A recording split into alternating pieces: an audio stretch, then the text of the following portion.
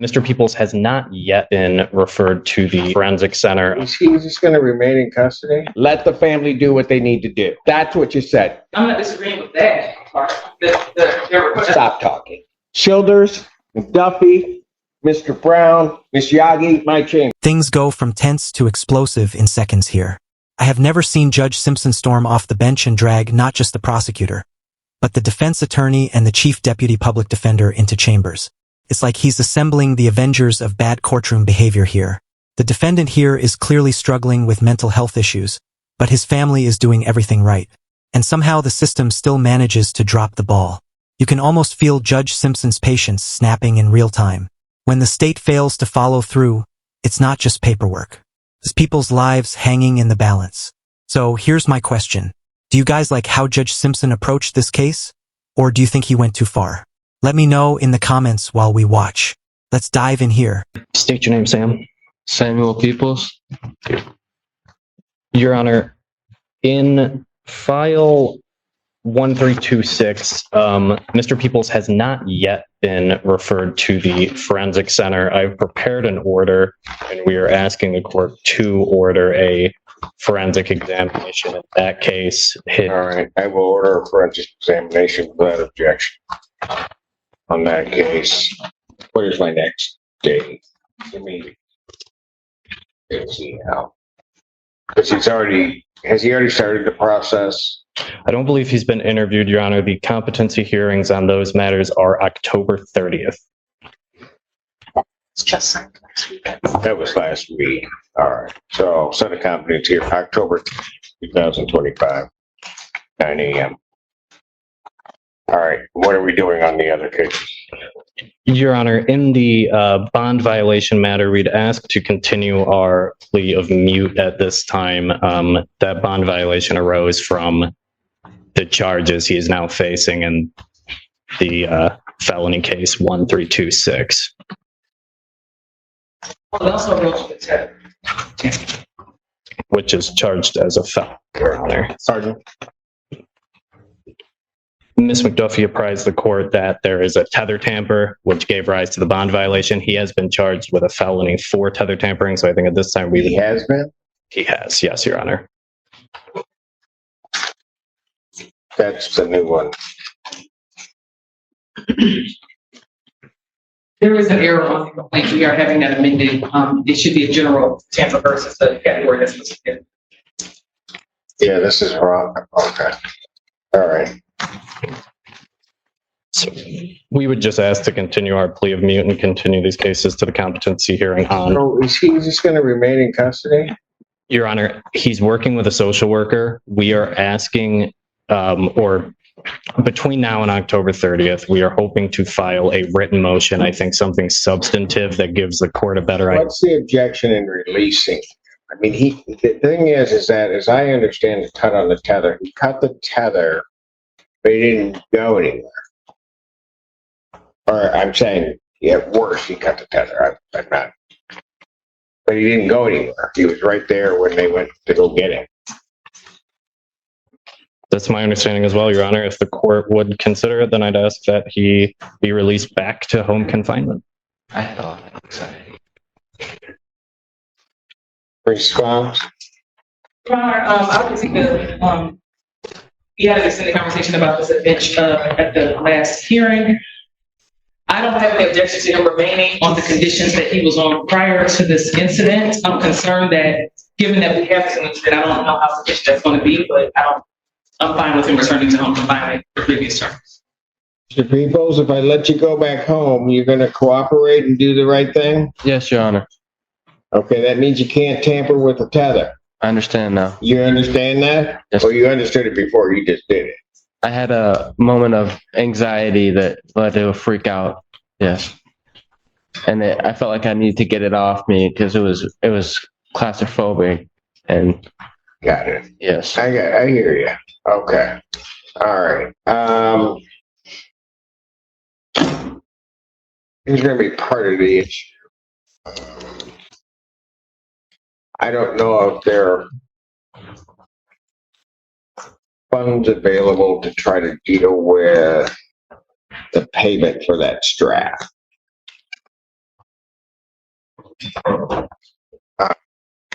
Do you know family-wise whether that's available? I'm not there.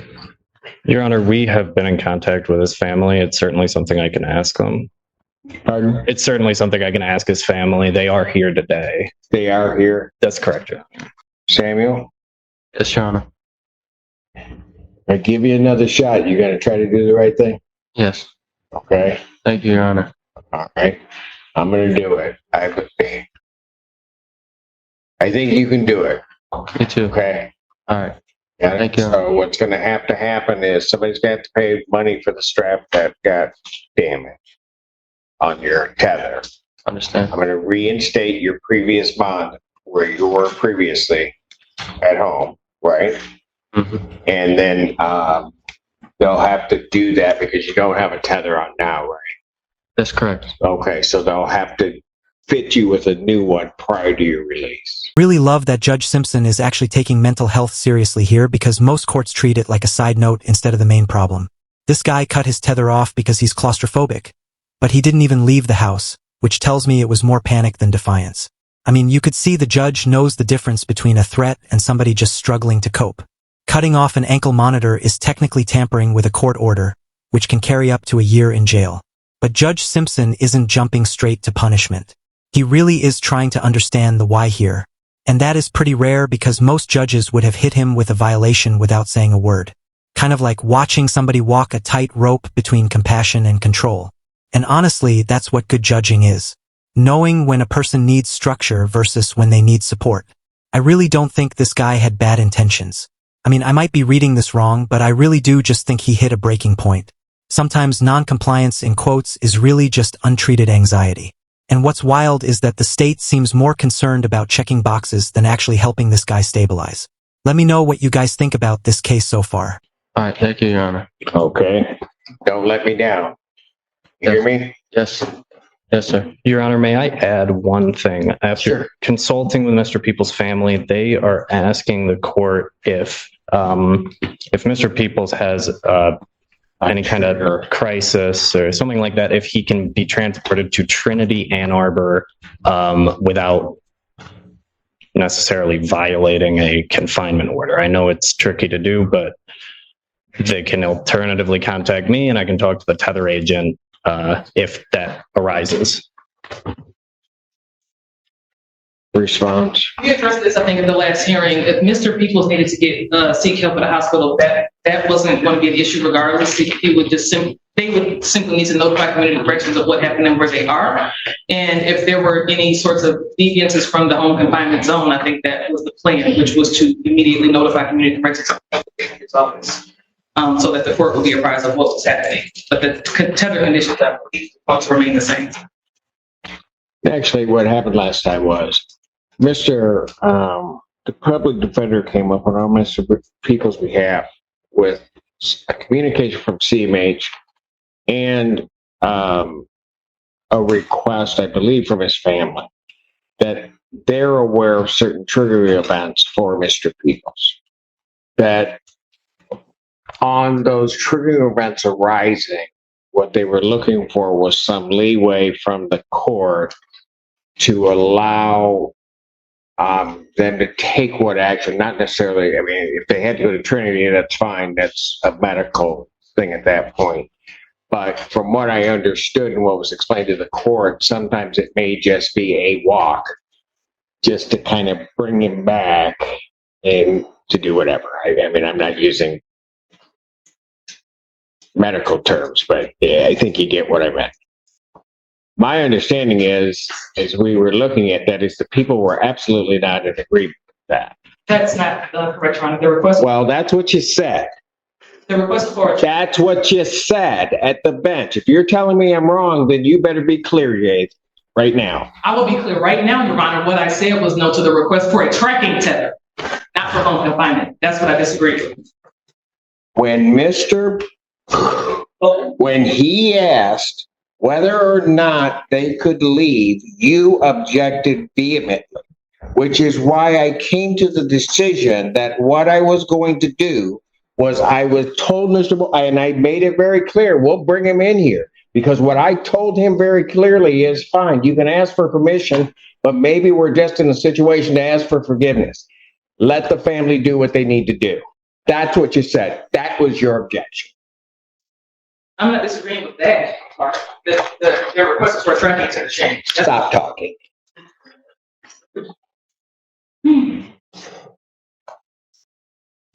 You huff one more time and we're going to have a problem.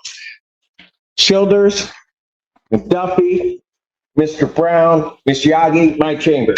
We're grabbing Mr. Weinstein right now, Your Honor. Your Honor, I'm very familiar with Mr. Peoples' case if the court wants to proceed. All right. Ms. Douglas is now here on behalf of people on this one. So I think we can finish this up. Here's what I'm doing. His new case had $100,000 bond. I'm going to make his bond in his new case match the bond with the conditions in his other case so that he can be released, because otherwise he would be held on that. He'll be refitted with a tether on, he'll be refitted with a GPS home confinement tether prior to release. My understanding is the family can pay the $175 to community corrections, so they'll get that paid, and all prior conditions are reinstated. And then we need a new date. So when do we? Your Honor, my request. Well, I got the confidence. It's actually going to be October 30th. Okay. It's going to be our day. So, all right. Thank you, Your Honor. May I provide the court with the order to undergo forensic? There hasn't been enough on this case yet, Mr. I'm Now not. go ahead. May I approach? Yes. Thank you. What is this? No, that's the order on the other case. I'm sorry. Not a problem. Might be tomorrow, but as soon as they put the further on you. Okay, sounds good. Okay. Anything else on this matter? Nothing from the defense, Your Honor. All right. And Samuel, you told me you're going to do it, right? Yes, Your Honor. All right. Okay. Thank you.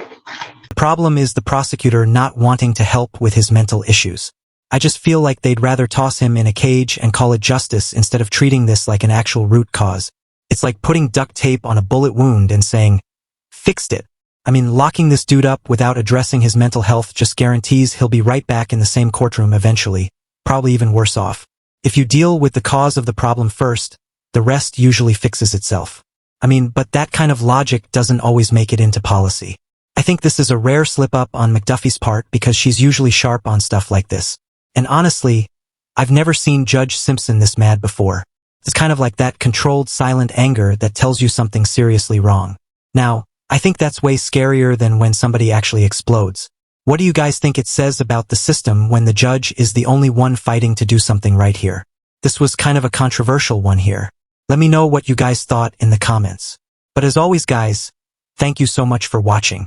Make sure to like and subscribe. It really helps out the channel here. Take care, everyone.